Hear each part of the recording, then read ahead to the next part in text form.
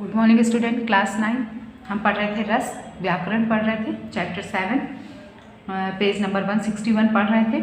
वीर रस हमको पढ़ना है और इससे पहले हम पढ़ चुके हैं कि वीर रस क्या कहलाता है। अपना पुरुषार्थ दिखाने के लिए मन में उत्पन्न स्थायी भाव उत्साह ही वीर रस में अभिव्यक्त होता है। स्थायी भाव है उत्साह, वीर रस का स्थायी भाव उत्साह होता है। आलंबन शत्रु, उद्दीपन शत्रु के वचन, अनुभाव आक्रमण, शस्त्र प्रहार, संचारी वितर्क, स्मृति, उत्कंठा। उदाहरण जैसे देखिए, सुमित्र को घनानंद का रव अल्प भी ना सहा गया, निज शत्रु को देख बिना उनसे तनिक ना रहा गया। ये आप उदाहरण लिख लीजिए। यहाँ आलंबन युद्ध के वाद्य है और आश्रय है सौमित्र मतलब लक्ष्मण का युद्ध के लिए तैयार होना अनुभाव है और रणवाद्यों की आवाज़ उद्दीपन है, आवाज़ न सहना युद्ध के लिए उत्सुकता आदि संचारी भाव है। इन सब विभाव अनुभाव आदि भावों से परिपुष्ट उत्साह स्थायी भाव वीर रस के रूप में अभिव्यक्त होता है। अद्भुत रस किसी असाधारण अलौकिक वस्तु को देखकर उत्पन्न होने वाला आश्चर्य का भाव ही अद्भुत रस में अभिव्यक्त होता है। अद्भुत रस का स्थायी भाव है आश्चर्य। आलंबन अलौकिक वस्तु, उद्दीपन विचित्र दृश्य का वर्णन,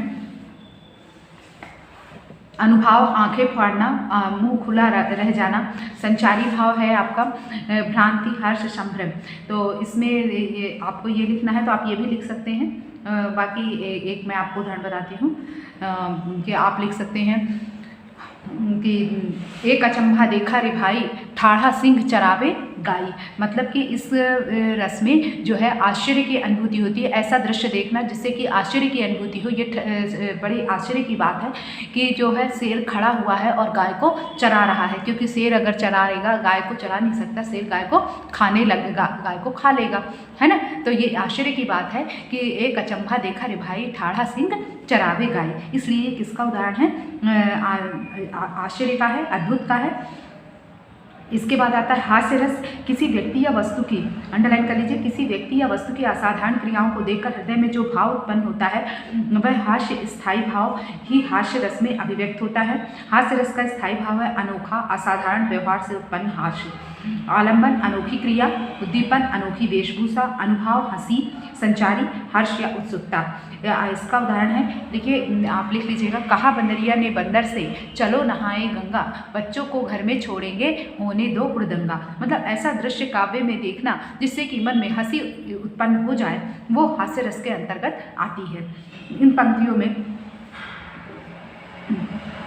आप चाहे तो इसको भी लिख सकते हैं और चाहे तो जो मैंने अभी आपको बताया आप उसे भी लिख सकते हैं। इसके बाद है आपका भयानक रस। किसी डरावनी स्थिति, पशु या विनाश की स्थिति की आशंका से उत्पन्न भाव स्थायी भाव ही भयानक रस में अभिव्यक्त होता है।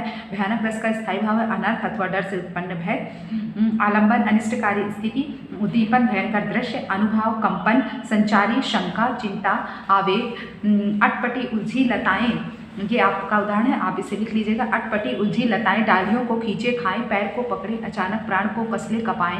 सांप सी काली लताएं, बला सी पाली लताएं, लताओं के घने जंगल, नींद में डूबे हुए से ऊँघते अनमने जंगल। मतलब भयानक रस क्या कहलाया कि ऐसे दृश्य को देख करके जिसमें मन में डर उत्पन्न हो जाए, वो ऐसा दृश्य हो जिससे कि मन में डर उत्पन्न हो, वो दृश्य वो किस रस के अंतर्गत आएगा? भयानक रस के अंतर्गत आएगा। तो ये आप अंडरलाइन कर लीजिए, परिभाषा से लिख लीजिएगा। किसी डरावनी स्थिति, पशु या विनाश की स्थिति की आशंका से उत्पन्न भाव भय स्थायी भाव ही भयानक रस में अभिव्यक्त होता है। तो भयानक रस। अटपटी उलझी लताएं, इसका उदाहरण देखिए कि जो जंगल है, जंगल कैसा है, उसकी जो लताएं हैं वो उलझी हुई हैं, आपस में एक दूसरे से उलझी हुई हैं, डालियों को खींच रही हैं एक दूसरे को, पैर को ऐसी डालियां हैं जो पैर को पकड़ लेती हैं अचानक से, जो प्राण तो ऐसी लगती है जैसे कि वो प्राण को कस लेंगी और इसको देख करके डर लगता है प्राण ही निकल जाएंगे और प्राण कपकपाने लगते हैं। सांप सी काली लताएं, जो लताएं हैं वो सांप के समान काली काली लताएं हैं और उनमें बला, वो लताएं जो है बला के समान लगती हैं। लताओं के घने जंगल, इतने घने हैं जंगल कि लताएं ही लताएं हैं, लताओं की वजह से वो जंगल जो है घने हो गए हैं। वे जंगल नींद में डूबे हुए से हैं लगते हैं और ऊँघते अनमने जंगल, वे जंगल ऊँघते और अनमने से लग रहे हैं। ये सतपुड़ा के घने जंगल का वर्णन है। सतपुड़ा के जंगलों के बारे में वर्णन यहाँ पर किया जा रहा है। यहाँ घने जंगल में घनी लताओं से उत्पन्न भयानक दृश्य से भयानक रस अभिव्यक्त हुआ है। यहाँ आलंबन है काली लतानी लताएं, आश्रय है पथिक, उद्दीपन है लताओं में पैर फंसना तथा संचारी भाव है डर से शरीर कांप जाना। इन सब विभाव संचारी भाव से पुष्ट भय स्थायी भाव भी भयानक रस में अभिव्यक्त हुआ है। इसके बाद आता है आपका विभत्स रस। विभत्स रस मतलब घृणा, विभत्स मतलब घृणा। जिस स्थिति को देखकर ऐसी परिस्थितियां निर्मित हो जिसको देख करके मन में घृणा का भाव उत्पन्न हो जाए, वो विभत्स रस कहलाता है। वृद्धि अरुचिकर स्थितियों, दृश्यों, अभिव्यक्तियों आदि को देखकर मन में स्थित घृणा स्थायी भाव भी विभत्स रस के रूप में अभिव्यक्त होता है। ये जहाँ जहाँ अंडरलाइन करवाया है इसे नोटबुक में लिख लीजिएगा, इसे लर्न कर लीजिएगा। अभिव्यक्त होता है विभत्स रस का स्थायी भाव है घृणा, आलम्बन, घृणास्पद व्यक्ति, उद्दीपन, उनकी चेष्टाएं। तो विभत्स रस का स्थायी भाव क्या होता है? घृणा होता है, आलम्बन है, घृणास्पद व्यक्ति, उद्दीपन है, उनकी चेष्टाएं, अनुभव मुंह फेर लेना, संचारी मोह, विविध रंग की उठित ज्वाला, दुर्धनि महकति, कहूँ चरबी सो चटचटाती, कहूँ दह दह दहकती, कहूँ श्रृगाल को उकोड़ मृतक अंग पर घात लगावत, कहूँ को सब पर बैठ गिद्ध चट चोच चलावत, जहाँ तहाँ मज्जा मांस रुधिर लख परत बगरे, जित तित छटके हाड़ श्वेत, कहूँ कहूँ रतनारे। इतना सारा ना लिखना होता ना लिखिएगा, लेकिन ये 2 लाइनें लिख लीजिएगा। इसका मतलब ये है विविध रंग की उठत ज्वाला, विभिन्न प्रकार के रंगों की ज्वाला उठ रही है, कहीं से दुर्गंध जो है आ रही है, कहूँ चर्बी से चटचटा, कहीं चर्बी जो है चटचटा रही है, मतलब मांस जो है जल रहा है, जिसकी चटचट की आवाज़ आ रही है। ये उस समय का वर्णन है जबकि लाश जल रही है, उस समय का वर्णन हो रहा है। मतलब कहीं से अग्नि की ज्वाला उठ रही है, बदबू आ रही है, जब लाश जलती है तो क्या होगा? बदबू आ रही है।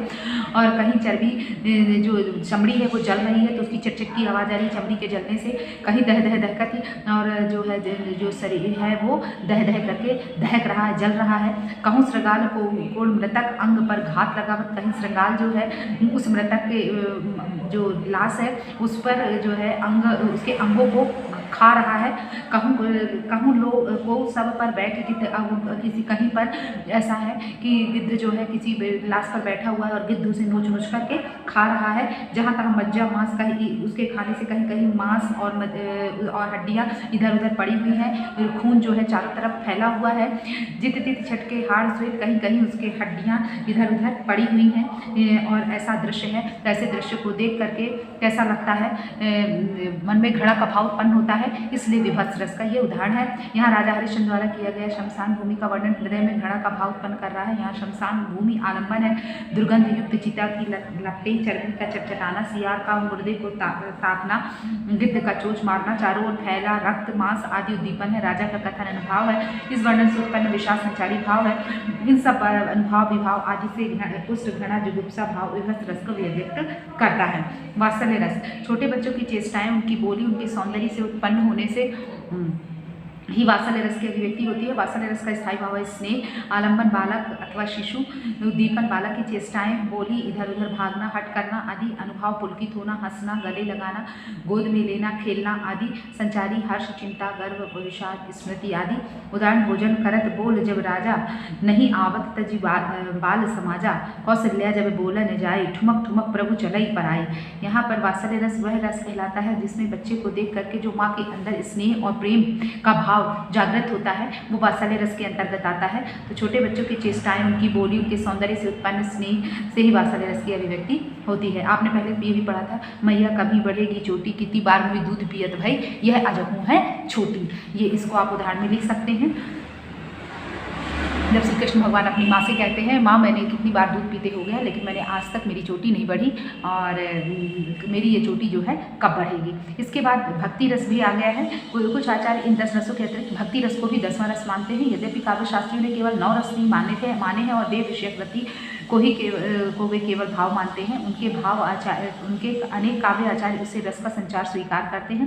भक्ति रस का स्थायी भाव है देव विषयक रति, आलम्बन, भगवान राम, कृष्ण, शिव आदि, उद्दीपन, देवताओं के गुण तथा कर्म आदि, अनुभव, रोमांच, संचारी हर्ष और उन्माद। भज मन चरण कमल अविनाशी, जेताई दिसे धरण गगन विचिक तेतई सब उठी जासी।